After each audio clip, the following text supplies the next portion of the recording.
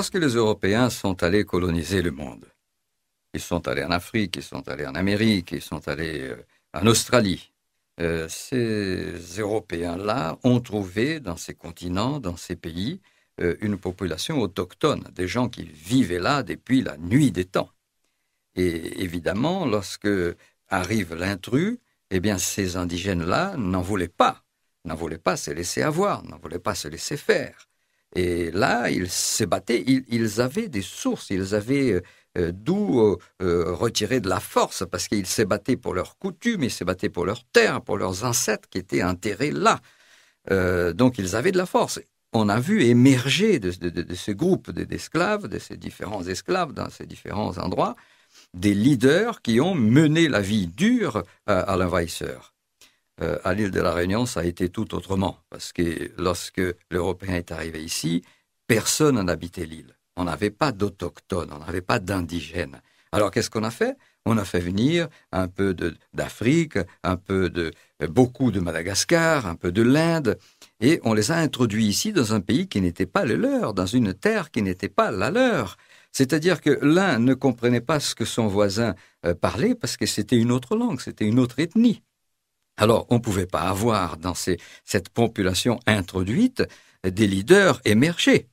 Donc, ça a été la paix dans l'injustice. Ils ont accepté tout ce que le colonisateur a bien voulu faire. Alors, va se développer une sorte de racisme à l'île de la Réunion, mais un racisme curieux. Ce n'était pas un racisme de vouloir éliminer les Noirs. Ils sont mauvais, je n'en veux pas, je n'en veux plus de Noirs. Non, parce qu'on en avait besoin d'eux, on avait besoin de la main-d'œuvre. Donc, ce sont les bons outils qui font les bons ouvriers. Alors, il fallait les ménager. Donc, c'est un racisme de qualité. Le Noir est un incapable. Voilà, ça, c'était le racisme réunionnais. Tout ce qui est bon, tout ce qui peut être positif, il faut que ça soit fait soit par un Blanc, soit inspiré par un Blanc. On va arriver à 1849. En 1848, il y a eu l'abolition de l'esclavage.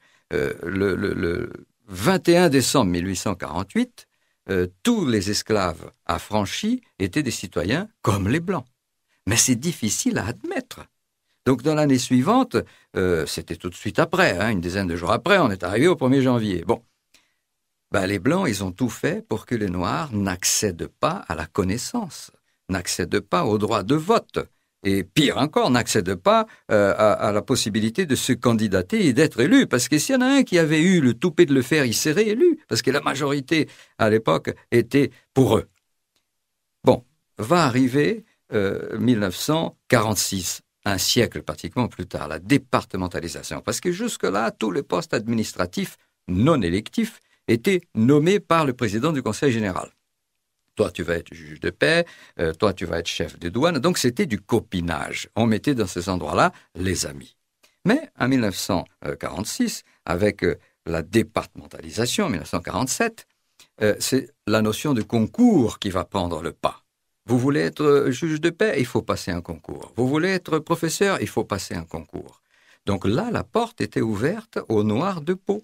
La porte était ouverte à tout le monde. Et c'est comme ça, c'est à partir de là seulement qu'on va voir des Noirs accéder à des postes administratifs importants dans l'île. Lorsqu'on allait au marché, à l'île de la Réunion, et qu'on trouvait par exemple une goyave, une belle goyave, voilà l'expression que beaucoup de Réunionnais connaissent. Ah, c'est une goyave de France. Pourquoi? Parce que nous ici, un pays noir, un pays d'esclaves, on n'est pas capable de faire une goyave aussi jolie. Donc si elle est jolie comme ça, c'est parce qu'elle vient de France. Et puis il y a encore une autre notion qui est plus frappante, et de nos jours encore, dans le 21e siècle, on va voir des vieilles personnes dire, vous savez, mon gendre, c'est un noir, mais il est intelligent. Alors cette remarque-là, elle est complètement déplacée. C'est-à-dire que s'il n'était pas noir, ou alors c'est parce qu'il est noir et forcément il n'est pas intelligent. Et ça, on va exister. Figurez-vous, ce sont les jeunes, à partir de la fin des années 1960, lorsque les collèges et les lycées étaient répandus dans l'île, qui allaient en classe sans aucun préjugé, pour lui qu'il soit assis à côté d'un Indien, d'un Chinois, ou d'un Africain ou d'un Malgache, ça peut l'emporter. Il amenait à la maison son copain, sa copine, il présentait à ses parents, au grand désarroi de cela, lorsqu'il s'agissait d'un blanc avec une noire, ou vice-versa. Mais, enfin, au fur et à mesure, le mot réunionnais a pris son sens, et aujourd'hui, au XXIe siècle, la Réunion est un exemple pour le monde, parce qu'on peut vivre ici, blanc et noir, sans aucun problème.